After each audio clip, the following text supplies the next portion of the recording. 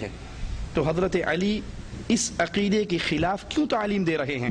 وہ تو کہہ رہے ہیں کہ کفر کے سامنے ڈٹ جانا، غلط بات کے سامنے ڈٹ جانا اور ڈٹتے ہوئے مر جانا، حق پر مر گئے، حق پر مرنا کفر اور باطل پر زندہ رہنے سے زیادہ بہتر ہے۔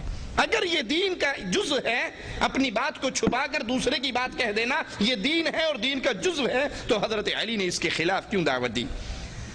شیعہ کا عقیدہ ہے کہ ابو بکر منافق تھے، نعوذ باللہ ثم نعوذ باللہ۔ تو سوال پیدا ہوتا ہے کہ ہجرت کے وقت ابو بکر صدیق رضی اللہ عنہ وارضا نے نبی کے ساتھ جانے کا فیصلہ کیوں کیا جبکہ وہ اپنی قوم میں موجود تھے، کفار ان کو پکڑنا چاہتے تھے، تو ابو بکر نے نبی کا ساتھ کیوں دیا؟ اگر وہ نعوذ باللہ منافق تھے، اوپر سے مسلمان ہوئے تھے، اندر سے کافر تھے، تو ہجرت کے سفر میں اللہ کے رسول صلی اللہ علیہ وسلم کا ساتھ ابو بکر صدیق رضی اللہ عنہ وارضا نے کیوں دیا؟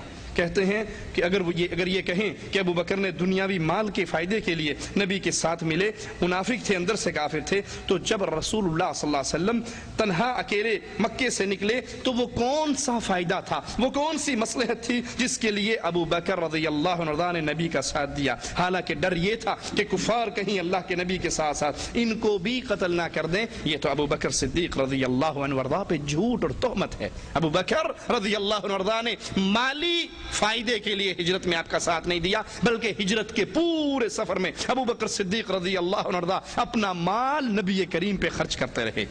ان کا عقیدہ ہے کہ صحابہ نبی کریم کی وفات کے بعد مرتد ہو گئے، تو سوال پیدا ہوتا ہے کہ ان صحابہ نے پھر مسیلمہ کذاب کے ساتھ، جھوٹی نبوت کے دعوے داروں کے ساتھ، مرتد ہو جانے والے عرب قبائل کے ساتھ، زکوٰۃ کا انکار کر دینے والے قبائل کے ساتھ ان صحابہ کرام نے جنگ کیوں کی؟ ان کو قتل کیوں کیا؟ اگر صحابہ خود ہی مرتد ہو گئے تھے تو مسیلمہ کذاب سے جنگ کیوں ہوئی؟ خالد بن ولید کیوں لشکر لے کر نکلے؟ صحابہ کرام کیوں لشکر لے کر نکلے؟ اگر واقعی یہ مرتد ہو گئے تھے تو وہ جو مرتد ہو چکے تھے ان کو واپس اسلام میں کیوں لے کر آئے؟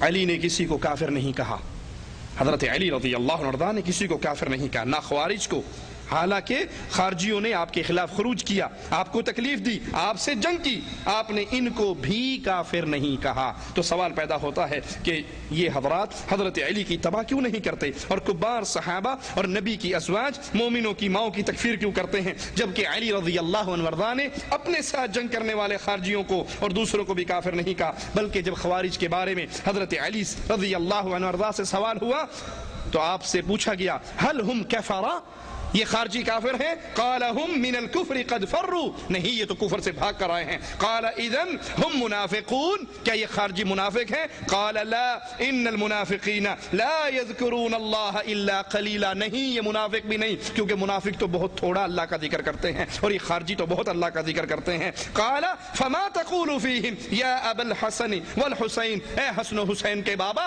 پھر ان خارجیوں کے بارے میں آپ کیا کہتے ہیں؟ فرمایا قال اقول فيهم اخوان قد بغوا علينا والله لا نبدأهم بقتال الا اذا بدأنا، اللہ کی قسم یہ ہمارے بھائی ہیں جنہوں نے ہمارے اوپر بغاوت کی ہے اور ہم ان سے اس وقت تک قتال نہیں کرتے جب تک یہ خود ہمارے ساتھ قتال کرنے پر تیار نہ ہو جائیں۔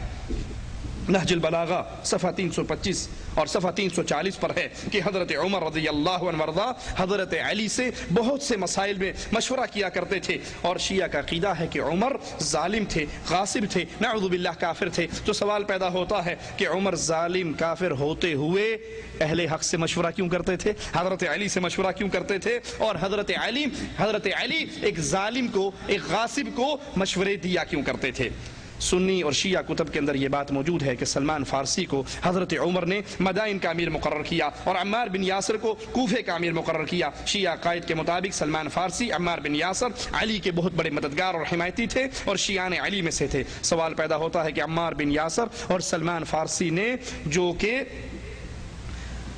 عمر رضی اللہ عنہ وارضا جو شیعہ قائد کے مطابق کافر، نافرمان اور قرآن کی تحریف کرنے والے علی کے دشمن تھے، اس کی ظالمانہ حکومت میں گورنری کیوں قبول کی؟ امیر صاحب خلیفۃ المسلمین ظالم ہے، کافر ہے، قرآن کو بدلنے والا ہے، علی کا دشمن ہے، تو علی کے ساتھیوں نے اس کو کی گورنری کے عہدے کو قبول کیوں کیا؟ اے عقل مند لوگو، اے حق کی تلاش کرنے والو، اے وہ جو یہ چاہیں کہ ہم قیامت کے دن رسول کریم صلی اللہ علیہ وسلم کے جھنڈے کے نیچے کھڑے ہوں، سوال کیا جاتا ہے، ذرا غور کیجئے، کیا اللہ کے نبی نے ہمیں نیک بیوییں تلاش کرنے کا حکم نہیں دیا؟ فوراً جواب میں یہ لوگ کہیں گے کہ ہاں بالکل اس میں کوئی شک نہیں. تو پوچھا جائے آج کے کسی آدمی سے کیا تم کسی زانی کی بیٹی سے نکاح کرو گے؟ تو کوئی بھی شیعہ اس پر تسلیم کرنے کے لیے تیار کہ نہیں اعوذ باللہ میں کیوں زانی کی بیٹی سے شادی کروں.